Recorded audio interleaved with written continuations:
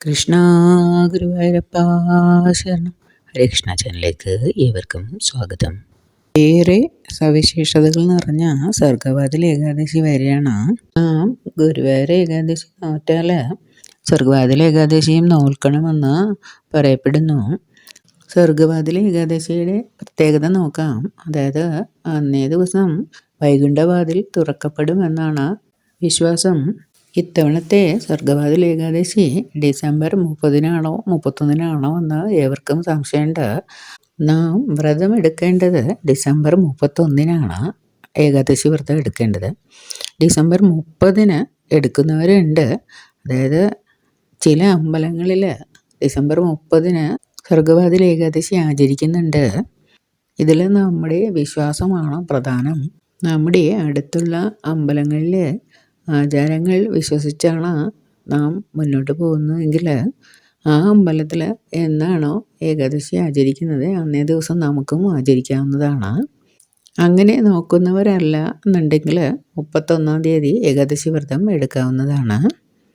ഒരു ഏകാദശി വ്രതത്തിന് നമ്മൾ ദശമി, ഏകാദശി, ദ്വാദശി ഇങ്ങനെയാണല്ലോ നമ്മൾ വ്രതം എടുക്കുന്നത്. ആ 3 ദിവസവും നമുക്ക് വളരെയധികം പ്രാധാന്യമുള്ളതാണ്. ഡിസംബർ 30-ാം തീയതി ദശമി തൊട്ടിട്ടുള്ള ഏകാദശിയാണ്. അതായത് ദശമിയും ഏകാദശിയും ഉണ്ട് അന്ന്. ആയതിനാൽ ആ ദിവസം നമുക്ക് ഏകാദശി വ്രതം നോൽക്കരുത് എന്ന് പഴമക്കാർ പറയാറുണ്ട്. ആയതിനാൽ സർഗവാതിൽ ഏകാദശി വ്രതം 31-ാം തീയതി എടുക്കാവുന്നതാണ്. 31-ാം തീയതി നമുക്ക് ഏകാദശി തിഥി കുറച്ചേ വരുന്നുള്ളൂ. അത് കഴിഞ്ഞിട്ട് ദ്വാദശി തിഥി കയറുന്നുണ്ട്. പക്ഷേ എന്നിരുന്നാലും ദ്വാദശി തൊട്ടുള്ള ഏകാദശി നമുക്ക് നോൽക്കാവുന്നതാണ്.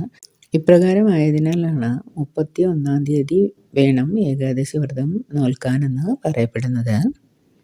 നമ്മുടെ ഗുരുവായൂരമ്പലത്തിൽ 31-ാം തീയതിയാണ് സർഗവാതിൽ ഏകാദശി ആചരിക്കുന്നത്.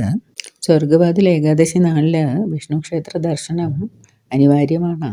നമുക്ക് നമ്മുടെ വീടിനടുത്തുള്ള വിഷ്ണു ക്ഷേത്രത്തിൽ, ശ്രീകൃഷ്ണ ക്ഷേത്രത്തിൽ, വിഷ്ണുവിൻ്റെ അവതാര ക്ഷേത്രങ്ങളിലും നമുക്ക് ഈ ദിവസം ദർശനം നടത്താവുന്നതാണ്.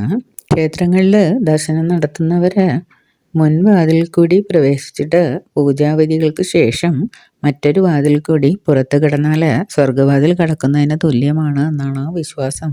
ചില വിഷ്ണു ക്ഷേത്രങ്ങളിൽ ഒരു വാതിൽ സ്വർഗകവാടം പോലെ തന്നെയാണ് സങ്കല്പിച്ച് ഭക്തജനങ്ങളെ കടത്തിവിടുന്നത്.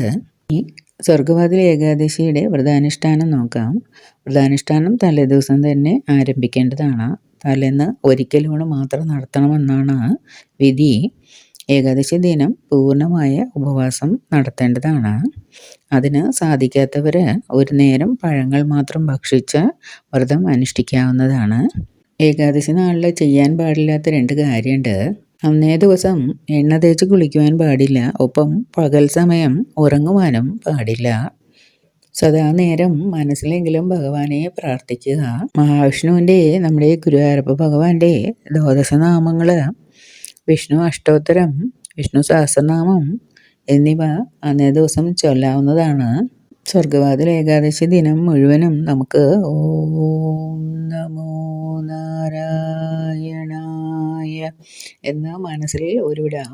ഓം നമോ നാരായണായ അഷ്ടാക്ഷര മന്ത്രവും ഓം നമോ ഭഗവതേ വാസുദേവായ എന്ന ദ്വാദശാക്ഷരി മന്ത്രവും 108 തവണ നമുക്ക് ജപിക്കാം.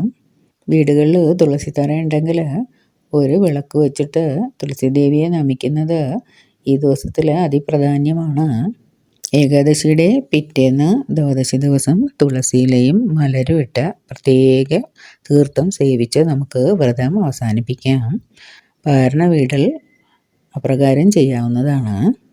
പാരണ വീടാൻ നേരത്ത് നമുക്ക് ഒരു ചെറിയൊരു ശ്ലോകം പറയാനുണ്ട്. അത് പ്രകാരമാണ്: ക്ഷേഹും പുണ്ടരീകാക്ഷ ശരണം മേ ഭവാച്യുത. ഇതിൻ്റെ അർത്ഥം പ്രകാരമാണ്: പുണ്ടരീകാക്ഷനായ ഭഗവാനെ, ഞാനിതാ പാരണ ചെയ്യുന്നു. അങ്ങ് എനിക്ക് ശരണമായി ഭവിക്കണേ അച്യുത ഗുരുവായൂരപ്പ ഭഗവാനെ എന്ന് പ്രകാരം നാം പ്രാർത്ഥിച്ച് പാരണ വീടേണ്ടതാണ്. ഈ ശ്ലോകം ഉരുവിട്ടുകൊണ്ട് വേണം നമുക്ക് വ്രതം അവസാനിപ്പിക്കുവാൻ. ഏവർക്കും ഈ സർഗവാതിൽ ഏകാദശി വ്രതം എടുക്കുവാൻ കഴിയട്ടെ എന്ന് ആശംസിക്കുന്നു. ഒപ്പം ഗുരുവായൂരപ്പ ഭഗവാന്റെ അനുഗ്രഹം ഉണ്ടാകട്ടെ എന്ന് പ്രാർത്ഥിക്കുന്നു. ഹരേ കൃഷ്ണ. സർവം കൃഷ്ണാർപ്പണമസ്തു.